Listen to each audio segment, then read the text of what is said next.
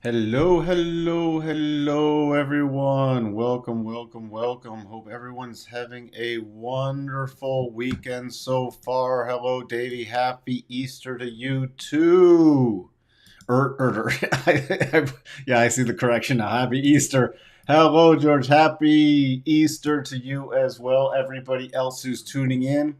Thank you for coming to attend this live stream live. For everybody who can, I completely understand if you can't and you are catching it on the replay and doing your preparation a little later. Uh, I'm just sitting here with the 5 rescue dogs because the wife is down in Florida. So, looking for a potential new place to live. So, we shall see. How is everyone doing? I hope you are having a wonderful weekend. We had Friday off from the markets, low liquidity Thursday, and the markets got pushed around. So this is going to be very telling in the next couple days. And we'll get into that in a minute. But if you are new here, please do consider subscribing, ringing that bell, and hitting the like button. Longer term subscribers and viewers, please like the videos and come back and leave some comments if you have the chance. And people not just watching on YouTube, but other platforms like ShareVision, I completely value you tuning in. If you're watching on Facebook or on Twitter, thank you so much. Really appreciate all the viewers and spending some time to go over the markets with me.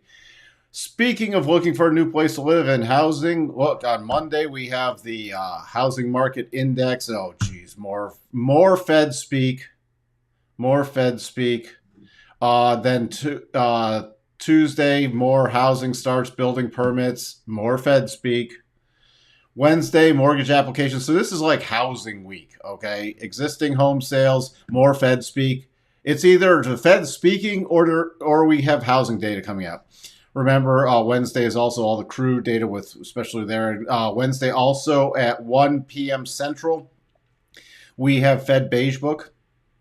Could be slightly market moving. Thursday, we have jobless claims, Philly manufacturing index, which will be interesting.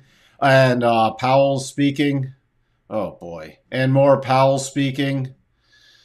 I'm getting worn out. And then PMI, the composite PMI, manufacturing and services PMI, will also be interesting on Friday. So busy week with that. You can see we took a look at this on Friday afternoon. Big sell-offs in the mega caps and a lot of tech just got beat up. And I said it was super low liquidity, even shocking to me.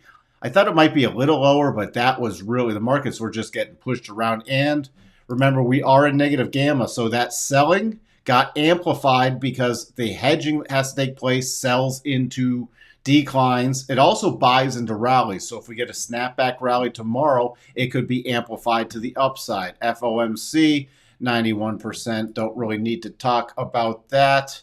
Earnings, big week of earnings. Tomorrow before the open, Bank of America and Schwab will paying close attention to that. After the close, you got some more banks coming out. Tuesday's interesting. We got Halliburton. We got Johnson & Johnson, especially for the healthcare plays. By the way, I did put up the sector review a little while ago. If you have not had a chance to watch it yet, please check that out so you'll know what I'm thinking based off the sectors, what I'm watching for pullbacks in, what is in sell mode, what is in buy mode. That will help fine-tune your stock picks potentially. Netflix after the close on Tuesday. Of course, Interactive Brokers, one of my brokers. Pay attention to that. Wednesday, before the open, definitely going to look at P&G for especially inflation-related things. What else do we have? Again, more banks. But after the close, Tesla, of course, on 420. Oh, I don't think that was random, do you? Alcoa will be interesting again for inflation-related stuff and metal stuff and aluminum and everything else. CSX for transportation will be interesting. American Airlines before they open on Thursday, definitely going to pay attention to that. Dow Chemical, definitely going to look at that. AT&T will glance at. I am strong sell in communications, and we've rolled over again. After the close, we have Snap. And let's see. I will check in Boston Bear. I've done that play a couple times. Then Friday before the open, Verizon again very bearish on communication, so we'll see how that plays out. HCA Healthcare still bullish on healthcare even with this pullback. American Express will be interesting, especially as related to the consumer. So do not ignore the earnings. There could be some potentially market moving things with that. All right, let's see. Hey, Dan Jett, welcome, welcome, welcome. Hope you are having a wonderful Sunday. Talked about low liquidity. You see nearly an outside reversal day in the S&P. Was it outside reversal? Let's see. I forget. I didn't look at the markets yesterday. I had too much going on. Low 4384, low 4385. So not an outside reversal day, higher low on Friday, but this is very key. What am I paying attention to? So what am I paying attention to? Hold on one second. Sorry, had to cough. Talking a little fast here. If we continue lower, I'm really watching for the close on Monday to see if we close below 43.75.50. If we do, I'm watching for at least a continued pullback. And the key level, this is from the whole run-up, not the most recent run-up, but the whole run-up is about 4,300. A close below 4,300, I watch for a retest of the lows. We were watching for the bounce. I'm taking Thursday with a grain of salt because we were in negative gamma mode and it was very thin trading. Very thin trading. That's why I'm paying attention to Monday to see if we can get the rally. Also, we're still in oversold. Cycles are still trying to turn up. And if all we could manage was a one-day bounce, that is very weak. But see, remember, even on a little continued pullback, the big line in the sand is this 4,300. Below 4,300 is super, super bearish for me. And I said earlier, we had another major long-term system go into sell mode this week. So that doesn't mean you can't have rallies. It just means longer term, I'm expecting us to break the prior lows from this year. You see this, we have now a quad bottom here. So I'm just going to watch this for either a breakout or breakdown play tomorrow, and we'll take a look at that. Overnight, if we do bounce, 44.27 is key resistance, and your key support is this 43.85. So that's what I'm paying attention to here. Hey, CBAR65, glad to have you here. Now, we do break down below. The 50% run-up is still going to be key, about 43.67. But below that, remember, we're into a clear path. If you look here to the left, we start getting below all these key closes and opens. So we could make a pretty quick run to 43.43, then 43.11, and remember 4,300. This is where I'd start watching for any potential bounce because that close below 4,300 shifts back to drastically bearish mode. So I'm still watching to see if we get a slight bounce. Again, slight bounce for me now does not favor new recent highs. It favors a return to a couple key areas that we can start looking at if we get that bounce. Nasdaq, this was very bearish. Outside reversal day. Very bearish. You see coming up into that rotation zone and then selling off. Again, I'll be watching the same thing. A close on Monday below 13,881 is very key. And the big line in the sand for Nasdaq, 13,814.75. Close below there, not good. Statistically favors a retest of this low area between 13,242 to the most recent lows of 12,942.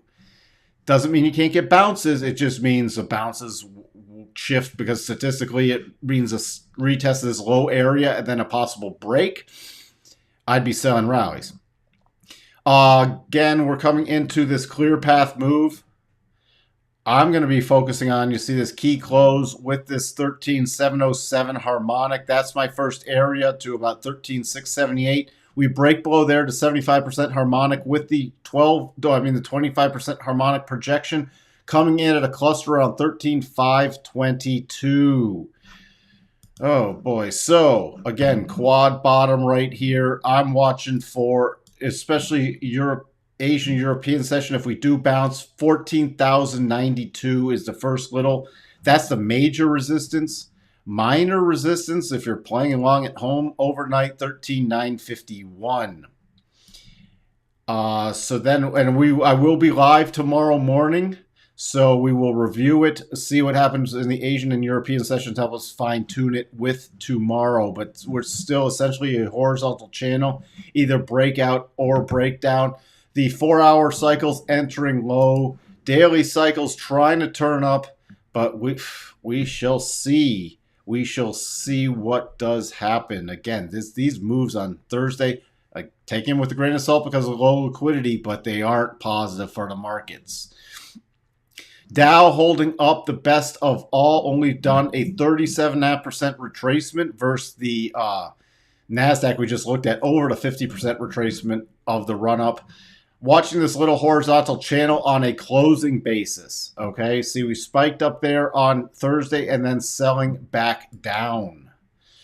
So that was not positive, but again, the Dow holding up only off 36 basis points versus the Nasdaq 230 basis points and the Dow 123 basis points.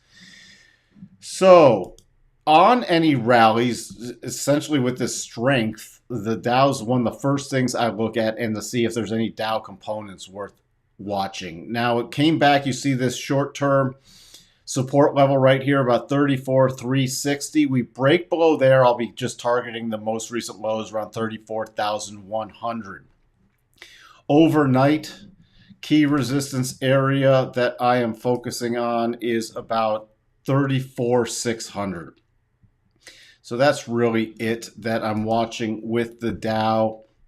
The major line in the sand, first major line in the sand is about 33,741 if it continues to sell off this week. And then critical for a closing basis is 33,340, 335 actually, 33,335 on a closing basis. Russell is just a mess. You see popping up here, could not get a close above the rotation zone, getting rejected on Thursday and then heading lower. My key support is 1980. And resistance, now my resistance level, the one I'm really focused on, is 2026. So I'm just treating these all as horizontal channel breakouts. DAX, trying to hold this support. As long as it holds above about 14,060, I'll watch for key resistance being 14,300. Above 14,300, I'll target the 50, about 14,486. We start breaking down below about 14,060. Then I'm going back down to 13,900. Crude starting to move up, hitting this 37.5. If we continue higher on Monday, then the next key area I'm really focused on. Again, I can't get long-term bullish because we're in sort of a consolidation pattern, but the next major area I'm focused on, you see, we have a significant level and a harmonic right about 111. So 109.48, 109.50 would be a raised stop level. 111 is the next target area, and that's also right below the 50% retracement of this down move. So there's a lot of resistance up there. That's why it's raising stops and taking partial profits. Above there, my major line in the sand is about still 116.50 area. Close above there puts me back in super bullish mode. Until there, it's minor bullish mode. On a little breakout, you see we had this flag pattern. Let me take this off. Little flag pattern right here, which we broke out of with the rising rotation zone. So now your key support is coming right back in right around 104.20. Gold, we're hitting cycle tops. I'm going to watch for a potential pullback again. First area is 1967, and then if we did pull back below that, the rotation zone is still pretty flat. I would just focus on 1939. If we do break above 1992, remember this is still trading around core position because we're still in choppy mode. 2004, then major areas 2017. Silver, again, trading around a core position. I want to check something with silver. See the 62.5 right here? That's key. If we get a close above there, then I'll be watching gold. Shift much more to bullish mode. But my next pullback area is about 25.36. That's what I'm watching with silver. I'm going to take off these levels now since the head and shoulders is pretty much over. Notes, 10-year notes. We had that little double top right here and completing that pattern on Thursday. I'm watching for some support tomorrow about 119.18, then to the most recent lows. What puts me in bullish mode in this at all? You see rejected from the daily rotation zone. So I need a close back about 120.26. We'll have to get some more clarity with the overnight price action in the futures. But if we do break below 119.11, 118.28 is the next key area. Hello, Lauren. Welcome, welcome, welcome. Thank you. Happy Easter to you, too. Thank you very much. And hey, Josh, welcome, welcome, welcome. Yes, another big earnings week, and I did review that earlier with all the earnings play I was watching. So if you tuned in late, please just go rewatch the first segment, the first little segment of this. With notes also, you see coming out, cycle rotating back up. So this is very interesting. Again, I'm watching for a long-term potential bottom be put in, but I'm not being aggressive from the bullish side, especially with this little rollover play out of the rotation zone. I need it to really prove itself at this point. Dollar index, still watching for a longer-term potential top. We might have a divergence. Cycles are starting to roll over. Key support back to me is 99.28. That's what I want to see, how well that holds with the bottom of the daily rotation zone. If we do break out now from the upside, I got to update these real quick. My next area is essentially 101.08 to 101.15. VIX, why it was sort of interesting with this pretty big sell-off on Thursday. You see here it was up, but not much. Not much in the scheme of things with based off the size of that sell-off. That's why I really want to see again what's happening. And again, if we get a close above 25, I start getting into super bearish mode again based off the VIX. Holding that 62.5. If we do get a close now below about 21, then the markets will be signaling to me statistically that it's a little calmer for the time being. So we might get a short-term rally, and I'll watch for the VIX to return to the 1850 to 19 level. Hey, Eric, thank you for being here. Again, happy Easter. We had your mega caps sell off. Again, this is going to be very interesting. Now, this is very sloppy. I will still watch this. If we do get a close in this index about 72.30.64, I will still watch this, but I have to update based off this. It's almost a triple bottom, but I still will watch that for the upside play. But if we do break down below Fridays of about 1680, then that's very bad. If you want to do the same index at home, it's Apple, Microsoft, Tesla, Amazon, and Google. Again, mega caps got hit pretty hard. Commodities, besides the review I already did in the sector analysis, still in this is Goldman Sachs Commodity Index. You see, this is pretty much a sideways correction. Remember, we talked about two kinds of corrections, either pullback or sideways. You see, last correction was sideways, move up, sideways, move up. Now, it is still overbought. I will watch now for another potential, at least sideways correction based off this key resistance. So I'm just keeping an eye on there. Commodities might be getting a little toppy. Let's take a look at some of our ratios. Value versus growth. Growth breaking down again. And remember, we closed here below 62.5 and now tested 75. I'm still watching for growth to head lower longer term. Statistically, here's our other measure that's breaking down by these most recent lows and could now go to new lows.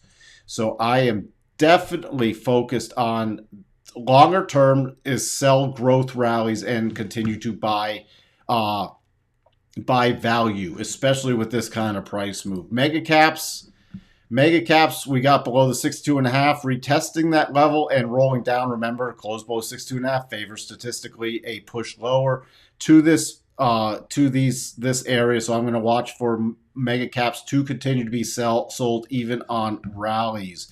So do keep that in mind with stuff you are playing, because if we have selling pressure, we can still get bounces in mega caps. Don't get me wrong, but longer term, the pressure is still on growth and mega caps. So if you're trading growth mega caps on sells, on days where there's lots of selling pressure, you can see some pretty decent moves. And if you, again, look, where is it? Where is it? Here we go. If you look just based off of Thursday, look at these, the tech growth mega caps just got destroyed.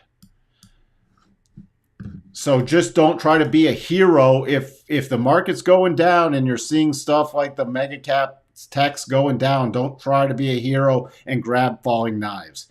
Tesla, remember, earnings on Wednesday.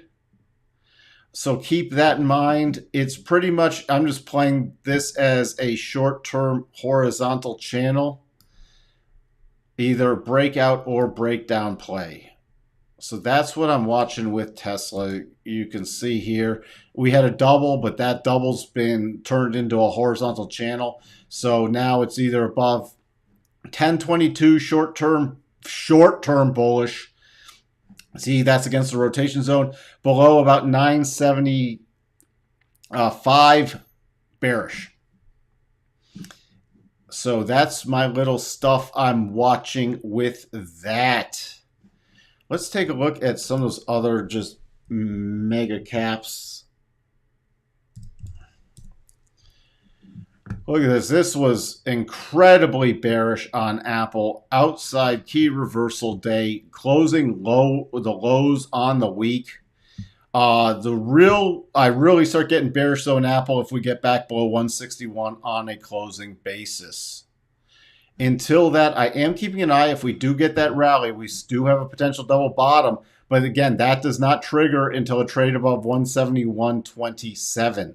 So just because you have a potential doesn't mean you just rush out and buy something. A potential is just a potential. It's got ways to go before it would trade, and it would have to wipe out this bearish bar on Thursday. Again, very low liquidity, but that's an exceptionally bearish move. What's interesting also, if we do turn around in Apple, I will be watching not only for that double the trigger, but then a gap play to the upside for a short term, then another potential rollover play in Apple. I'm thinking that will be bearish mode longer term. Microsoft, very bearish. Again, breaking down. Right now, just cleaning up a couple of these charts. I try to do things on this platform as much real time as I can. You see here, Microsoft closed below the 62.5 back on the 11th. And is now breaking down. I'm watching for a retest of 275.70 area, then back down to 270, and probably breaking down even bigger than that. Remember, we have this, I'm treating this as a horizontal head and shoulders that already triggered. We had a little bounce relief rally and now rolling over. So longer term, I am bearish on Microsoft and its sell the rally modes. Nvidia, pretty much a critical juncture. If we break below 208.50, not good for Nvidia. That's what I am watching for right there. So there are a couple aggressive buys, but nothing I'm looking at doing unless this market really turns around. Key line, the sand for Nvidia, about 202. You get a close below 202. I'm watching then for a longer term retest of the 200-day moving average, because statistically it favors 145 to 115 move longer term. Doesn't mean you can't have rallies. It means, again, rallies will get sold. What else? Google, we had that double coming up to only the first target on that. And remember, when it can only get to that first target and then rolls over, that's never a good sign. Watching for another potential breakdown play in here also. There's just not a lot of stuff that is very, that's still a potential very sloppy double top. So I'm watching for lower price action in this. And you can see here on the short-term basis, Got that close back below the 62.5 and heading lower back down below that first target and into the second target area. So if that does not find some quick support in here, longer term, I'm watching for a much bigger pullback in there. There's just not, that's why I'm getting more and more hesitant, even if we get some kind of market rally. Again, technology, just please watch the sector overview. But for just a quick little thing, here's your technology. You see here, we got that little pop back below the 62.5 level here. So I'm watching for technology from the sector area to retest. And we are entering another potential long-term sell in that. There's just not a lot of positive stuff out there. So keep that in mind. Still watching, though, for anybody who plays the grains, keeping an eye on them. They could be in for a pause with agriculture, but longer term, I'm still bullish on grains. With that, let's just check in on crypto, which has pretty much been flat. But these doubles they're not technically over yet, but I'd be shocked if they couldn't even get anywhere close to the first target. So I'm getting more and more aggressively bearish on crypto. We could, again, get short-term pops, but short-term pops, unless it can get really above 44,850 on the Bitcoin, is, again, to be sold. And Ethereum, unless it can get back above 33.45, its rallies are to be sold. One thing I wanted to point out, because we got FOMC meetings, or not meetings, speakers this week, thought this was interesting. Member jobs outside of the Fed. Look at this. You got academia and then never outside the Fed. And okay, and you don't want to know what I think of McKinsey. But this is, that's why I think they're sort of clueless and way behind the curve. They've never, I've had multiple jobs out in the real world. But that's, and you got to get an outside perspective to some of this. That's what I didn't even realize this. This was pretty shocking to me. And no job ever outside the Fed. That is scary for their being in touch with longer term stuff. All right, with that, I'm going to keep this one a little shorter. It is Easter. Yeah, never required to meet a payroll. That's exactly right. Never required to deal with real business decisions. I've had to deal with all kinds of stuff. I've had C titles before. Okay? And I've had to deal with that kind of stuff repeatedly. Whether it be payroll, whether it be other things going on in work, whether it be managing long-term and short-term outlooks. All this stuff comes into play, and it's like somebody who's only worked for one company their whole life, and then they're shocked when they leave that company that things can be different somewhere else. It's just, and then you're only in academia or the Fed your whole career. Wow. Thanks, Davey, for that great comment. Again, let's keep it shorter today. I will be back on tomorrow morning. And we will do the review to really prep ourselves for the U.S. trading session. Hope I gave you some numbers if you're going to watch it tonight. Go back, spend time with your family on Easter, and I will chat with everyone tomorrow. Have a wonderful rest of your day. You are very welcome, Eric. Again, thank you for everybody who tuned in live with me. See you all this week. Chat with everybody tomorrow morning. You too, Davey. Have a great, relaxing evening as well. Bye for now.